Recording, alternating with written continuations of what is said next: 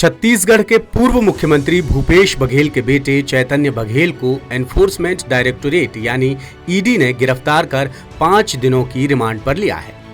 इस दौरान ईडी चैतन्य से छत्तीसगढ़ में हुए करीब 2000 करोड़ के शराब घोटाले के मामले में पूछताछ कर रही है। सूत्रों के मुताबिक ईडी की रिपोर्ट में दावा किया गया है कि चैतन्य बघेल को सिंडिकेट के जरिए करीब 1000 करोड़ रुपए मिले हैं। रिपोर्ट में यह भी दावा है कि शराब घोटाले में ईडी ने भूपेश बघेल के करीबियों से मिले सबूतों के आधार पर इकलौते बेटे चैतन्य को गिरफ्तार किया है।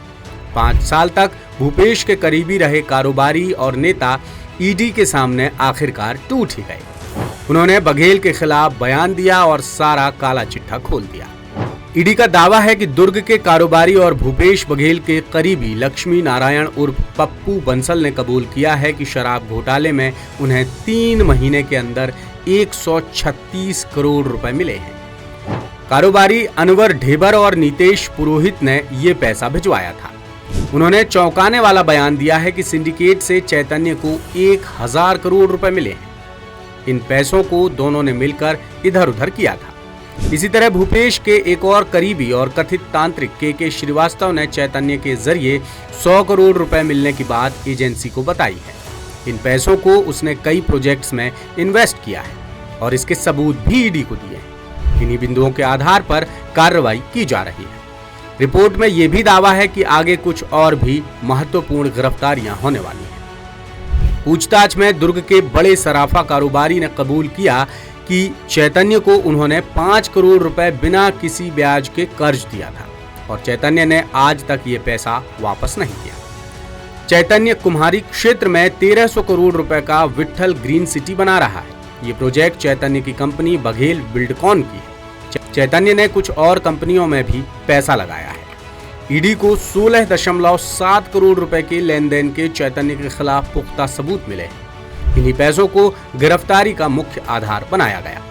रिपोर्ट में ईडी के senior advocate doctor Saurabh Pandey के हवाले से बताया गया है कि चैतन्य बघेल को शराब घोटाले से 16.7 करोड़ रुपए अवैध तरीके से मिले हैं और ये अपराध से कमाई गई संपत्ति है जिसका हिसाब वो नहीं दे पाए। इसी आधार पर चैतन्य को ईडी ने गिरफ्तार किया। जानकारी के मुताबिक ईडी पूर्व सीएम बघेल के करीबी पप्पू बंसल से बीते दिनों से पूछताछ कर रही है। पप्पू के बयान के बाद ही ईडी को लेन देन के पुख्ता प्रमाण मिले। उसने बयान दिया कि शराब घोटाले का पैसा कारोबारी अनवर ढेबर के माध्यम से दुर्ग आता था। अनवर पैसा अपने होटल मैनेजर दीपेंद्र चावड़ा को देता था। दीपेंद्र से ये पैसा कारोबारी के श्रीवास्तव और कांग्रेस के कोषाध्यक्ष रामगोपाल अग्रवाल के पास पहुंचता था। फिर दोनों से ये पैसा चैतन्य के पास जाता था। चैतन्य और वो खुद यानी पप्पू पैसों को अलग अलग तरह निवेश करते थे। हर महीने 10-10 करोड़ रुपए करके 2 बार आते थे और उसे बताई हुई जगह पर छोड़ा जाता था। रायपुर से हमारे ब्यूरो चीफ अरुण तिवारी की खास रिपोर्ट।